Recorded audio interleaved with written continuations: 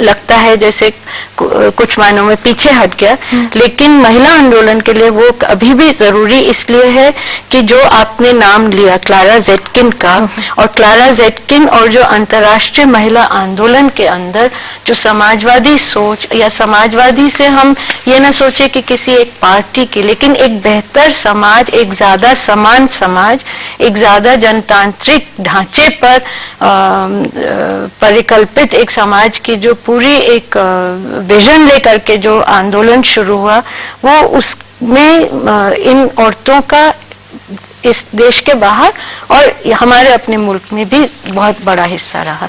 और उसी के साथ अगर हम देखें कि कैसे ये जनतांत्रिक एक हुकूमत बनाने के संघर्ष के साथ जुड़ी हुई है, कि जहां जहां जनवादी संघर्ष पीछे हटता है, उसके साथ हम देखते हैं कि औरतों के ऊपर हमले, उनके अधिकार, चाहे हम जीत भी लें तो भी फिर वो खतरे में आ जाते हैं।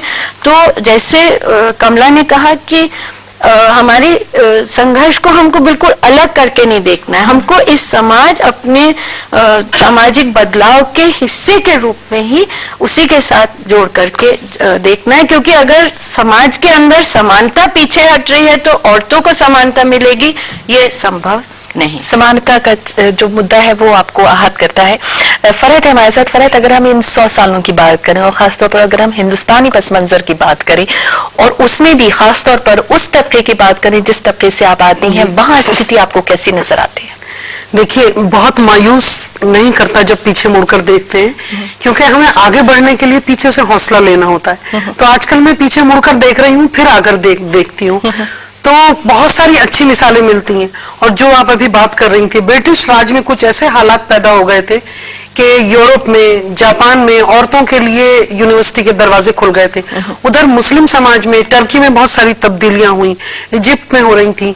तो कुछ अगर गलत मिसालें थी तो बहुत बेहतर मिसालें भी थी। और पार्टीशन से पहले ही मैं आपको 2-3 मिसालें ऐसी बताती हूँ। जैसे पहली विमेन जो पायलट थी वो बेगम इम्तियाज अली ताज थी, जो लाहौर में थी, जब तक पार्टीशन नहीं हुआ था। उनको लाइसेंस मिला था ग्लाइडिंग का। उसके अलावा तालीम के मैदान में और बहुत कई इस्लाही तहरीकें, जो सोशल रिफॉर्म मूवमेंट थे, अगर ब्रह्म समाज का था तो इधर यहाँ दिल्ली के अंदर डिप्टी वजीर अहमद का था, और फिर तरक्की पसंद तहरीक शुरू हो गई, तो उसका मुस्लिम समाज पर बड़ा मुस्बत असर पड़ा, पॉजिटिव असर पड़ा।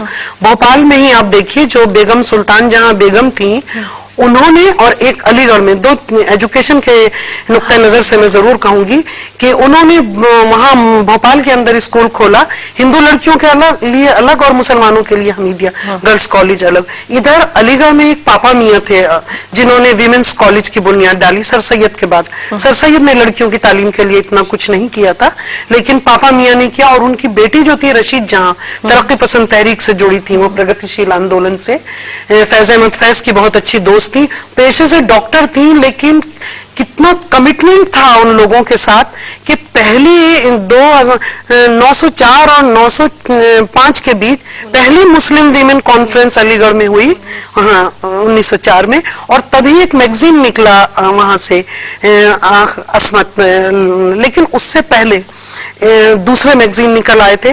मैंने अभी इस पर भी थोड़ा काम किया है कि जो महिलाओं ने शुरुआती दौर में पत्रिकाएं निकाली, तो बंगाल सबसे आगे, कलकत्ता स्वर्ण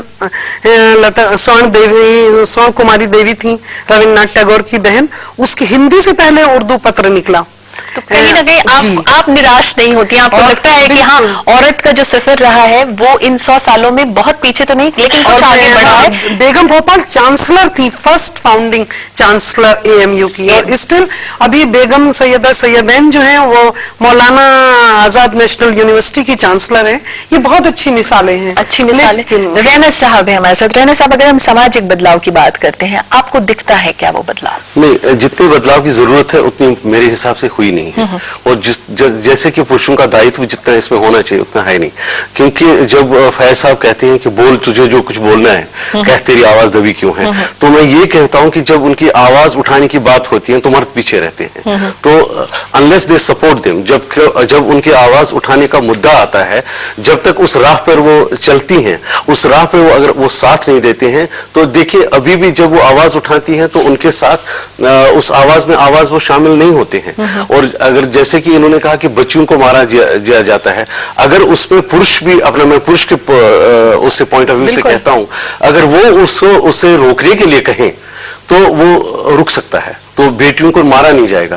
तो लेखन में हमने ये बातें रखने की कोशिश की हैं, लेकिन आप मुझे बताइए कौन ऐसा पुरुष लेखक है जिसने इस बात को आगे लाने की कोशिश की है?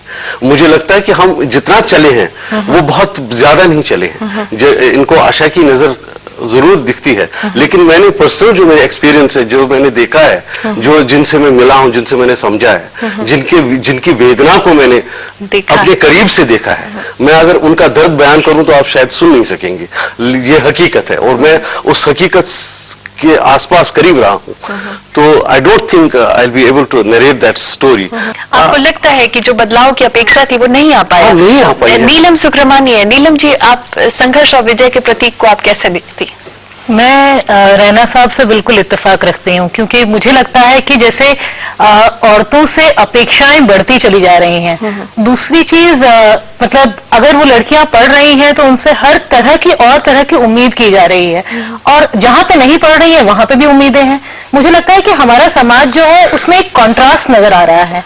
एक तरफ जैसे उन्होंने कहा कि हाँ औरतें जो है वो पायलट भी बनी, लेकिन दूसरी तरफ हमारे पास में, मैं एक अनुभव अपना बताना चाहूंगी यहाँ पे कि मान लीजिए अगर हम मेवात के गांव में जाएं, जहाँ पिछले साल मैंने काफी फील्ड वर्क किया, तो वहां पे मैंने पाया कि वहां पे आज भी घर का 90% काम, सिर्फ घरेलू काम नहीं, पूरा का पूरा जो इकोनॉमिक वर्क है वो भी पूरा का पूरा औरतें कर रही हैं, और औरतों और आदमियों की लगभग उसके अंदर कोई भागीदारी नहीं है।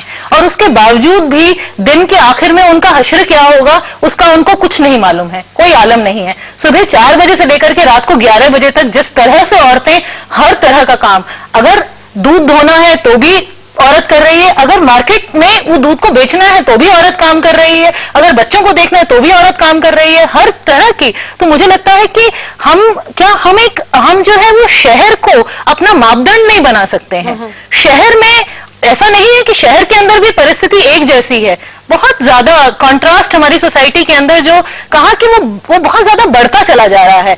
लेकिन क्या है, हम लोग अपना शहर को अपना मापदंड ना बनाएं। हम गांव में जाकर के देखें, आज पंचायत में अगर औरतें हैं तो क्या सच में औरत क्या अपनी बात रख पा रही है? अल्टीमेटली हम पूछते हैं कि जी सरपंच कौन है, तो वो कहते हैं जी ये सरपंच है, और आखिरी में जाके पता चलता है कि वो तो सरपंच के पति हैं जो हमारे सामने। तो कहीं सब जगह नहीं, मैं कह रही, मैं सब जगह की बात नहीं कर रही। नीलम जी, कहीं ना कहीं आपको भी लगता है कि जिस समानता की बात हम किताबों और अखबारों और कविताओं में करते हैं वो समानता अभी भी नहीं आ पाई है? एडी पर्मिस जॉनसन ने कहा था कि सभी मुद्दे औरतों के मुद्दे हैं, लेकिन उनमें से कुछ ऐसे हैं जो पूरी तरह से सिर्फ और सिर्फ औरतों के ही मसले हैं। उसके संघर्ष और उसकी कामयाबी का सफर आज भी जारी है, लेकिन जो औरतें कामयाब हैं उनकी जिम्मेदारी और बढ़ जाती है, क्योंकि अब उन्हें पीछे रह गई और औरतों की तरफ हाथ बढ़ाना होगा, उन्हें साथ लेना होगा और अंतिम औरत तक जरूर पहुंचना होगा। हाजिर होते हैं हम एक छोटे से ब्रेक के बाद। आप रहिएगा अस्मिता के साथ।